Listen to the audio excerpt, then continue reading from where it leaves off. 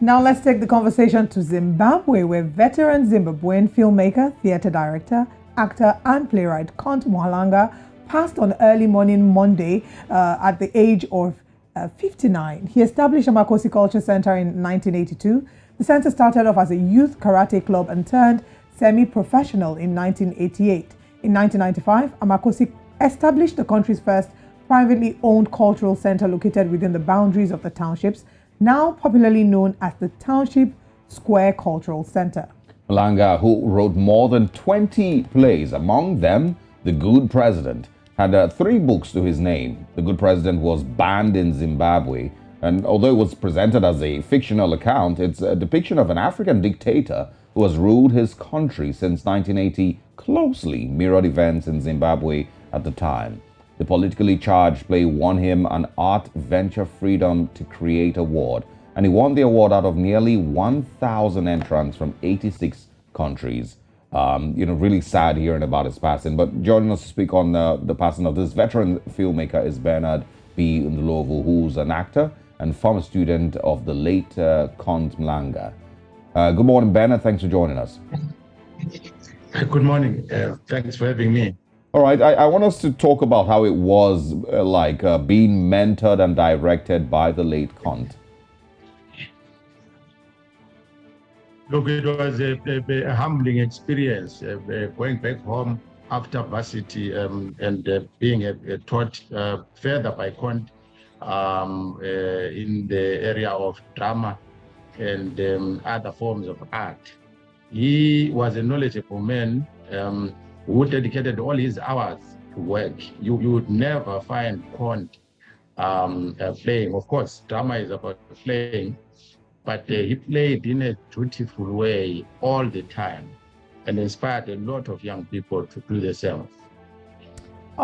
His life is really one to be emulated and one to be spoken about. Let's talk about his play. Apparently, Mhlanga was detained in 2006 on grounds that his plays were anti-government and meant to incite an uprising against the regime of long-standing President Robert Mugabe. Tell us about it.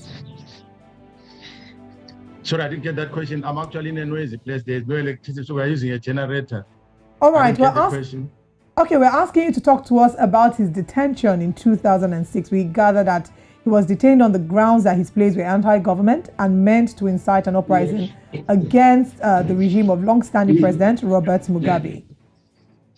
Yes, so he created a performance called The Good President, which was, of course, a satire against the late President Robert Mugabe's government.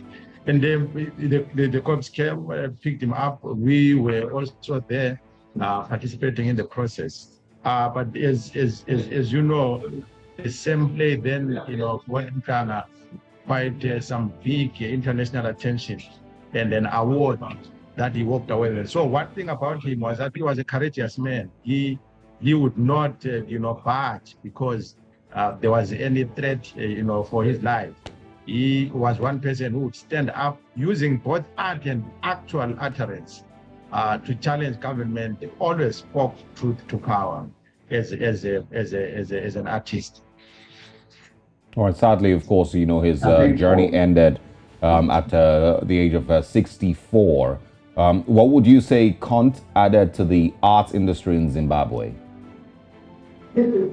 Please come again. I'm saying, sadly, his journey ended at the age of 64. But what would you say that, he added to the arts industry in Zimbabwe? Sure. Yes, I'm so sorry. I didn't get that question again. There is noise here, unfortunately. Please come again. I'm asking, what would you say that he added to the arts industry in Zimbabwe? So he didn't add. He actually started the whole process. So Conte, he came into the arts fraternity when there was absolutely nothing, and he started from scratch, pushed for the arts to be recognized, and invited young people to come in and take part in something that was not there.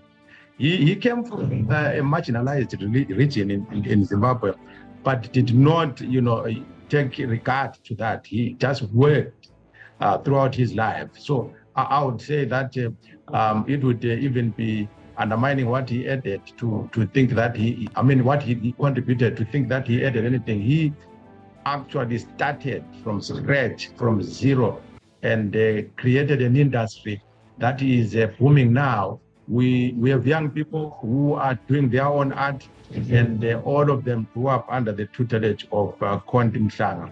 In the whole country, and not just in Matabeleland, in the whole country, he is known even by young people who were not even born when he started doing this. His name has spread like a wildfire. What would you say is the hardest part about losing Cont? It's unfortunate that he's passed, but he's left a legacy behind. What would you say is the hardest part for you about this? And what legacy does he leave behind? So the hardest part is just the fact that Zimbabwe is down economically, and people were hoping that creatives, enigmas like Cont would assist in the revival of the economy via the arts fraternity. So we had not really come to a point where one could say we have arrived. So when you have not arrived, and then a legend like Cont passes on, you feel a sense of loss and wonder if we will get where we were going with him. So that's the part, and you also get the sense that we have not yet gotten to a point where actual descendants, if you want to use a biblical language, actual descendants had come up and were ready to take the baton and run forward with it. So there's that sense of loss, that sense of concern to say, is the baton going to be taken up by young people to take art where it should go, to take those who are in the arts fraternity where they should go? So there's that loss, there's that sense of loss.